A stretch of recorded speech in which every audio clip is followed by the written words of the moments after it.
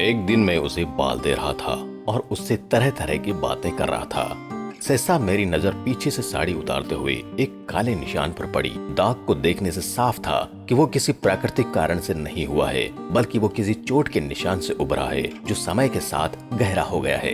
अपू शायद अचानक चुप्पी का कारण समझ गई और उसने जल्दी से अपना लबादा उठाकर अपनी पीठ ढक ली। अमता ने कहा, आपकी डिलीवरी हो गई, फिर मेरे सामने आओ और मैं तुम्हें दे दूंगा। मैं चुपचाप आकर आपके सामने बैठ गया। तुम मुझे अपने बाल देने के लिए कह रहे थे। क्या तुम अभी भी छोटे हो? क्या आपने अपने बाल किए हैं? क्या आप परवाह नहीं कर सकते? मैंने गंभीर स्वर में कहा, बालों की स्थिति बदली जा सकती है दीदी। क्या मन की स्थिति बदली जा सकती है? दर्द को मुस्कान से कैसे छुपाया जाता है, लगता है तुमसे बेहतर और कोई नहीं जानता। अपू थोड़ा सहम गई। वो मुस्कुराई और कहने लगी, तुमने बहुत कुछ सीखा है ना? मैं ठीक हूँ, कोई बात नहीं। आपको जासूसी करने की जरूरत नहीं है। मैं आपकी ओर मुड़ा और आपका हाथ पकड़कर कहा, मैं स्कूल में नहीं पढ़ता। आप जो कहेंगे मैं उस पर विश्वास करूंगा। आपकी पीठ पर चोट का निशान अपने आप नहीं आया और ये प्राकृतिक चोट भी नहीं है। ये एक मृत स्थान है और तुम्हारी आंखों में आंसू यूं ही नहीं जमा हो गए होंगे। आप बताओ, आपको क्या हुआ? क्या आपके मुस्कुराते नकली चेहरे के पीछे कोई सच्चाई छिपी है? अप्पू रोने लगी। मैंने तुम्हें कभी इस तरह रोते नहीं देखा। माता पिता ने आपको कभी भी एक फूल नहीं दिया। अपने आंसू पोंछते हुए उसने अपना ब्लाउज उतार कर दिखाया। मैंने देखा कि तुम्हारी गोरी त्वचा जल गई थी। पीछे की हालत और भी खराब है।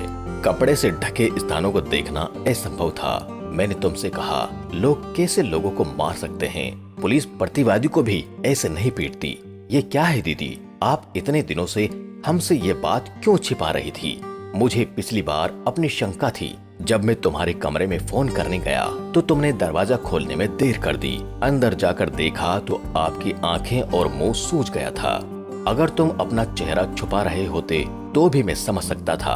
अगली सुबह निकलते ही मैं आपसे कुछ और नहीं पूछ सकता था। पहली बार जब तुम्हारे भाई ने मुझे थप्पड़ मारा था तो मुझे लगा कि शायद वो मेरी गलती है। पति का मिजाज हमेशा एक जैसा नहीं रहता, तो शायद मार दिया। बाद में वो मुझे फिर से अपनी छाती से लगा लेगा। फिर 2-3 बार बेवजह मेरे ऊपर हाथ उठाने लगा। मुझे एहसास हुआ कि पत्नी होने की कीमत ऐसे ही चुकानी पड़ती है। मैंने अपने माता पिता की मर्जी से शादी की है। अगर मैं उन्हें बताऊंगी तो वे इसे स्वीकार नहीं कर पाएंगे। शरीर को कपड़े से ढका जाता है, इसलिए ये दर्द कभी किसी को दिखाई नहीं देंगे। अब ये आदत सी हो गई है। भीतर की सब हड्डियां और मांस ठोस लोहे के हो गए हैं। कोई भावना नहीं, कोई पछतावा नहीं। मुझे किसी से कोई शिकायत नहीं है। अब तो बस मौत का इंतजार कर रही हूँ। आपकी बातें सुनकर मेरी आंखों में आंसू आ गए। मैंने उससे कहा, तुम इतना क्यों सह रही हो? आपने विरोध क्यों नहीं किया? आपने हमें क्यों नहीं बताया?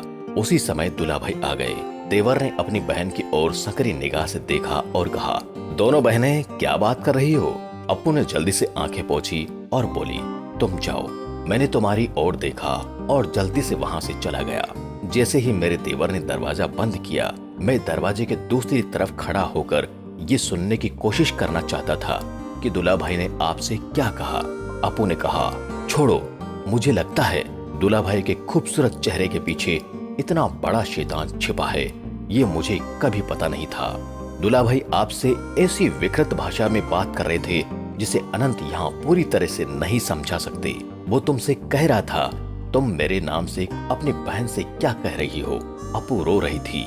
मैं कुछ नहीं बोली। मेरा विश्वास करो, मैं कुछ और बात कर रहा था। जैसे ही मैंने ये कहा, मैंने एक थप्पड़ सुना। सब कुछ सुनने के बाद मैं मन में ही सोचने लगा कि मेरी बहन इतनी बड़ी सहेली के साथ इतने दिनों से कैसे रह रही है। घटना वाले दिन मैं काम के बहाने तुम्हारे साथ निकल गया था। देवर भाभी जब भी मिलने आते तो माता पिता से ज्यादा खुश कोई नहीं होता।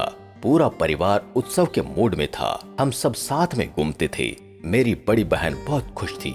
एक शब्द में हमारी बातचीत का जीवन कहा जा सकता है।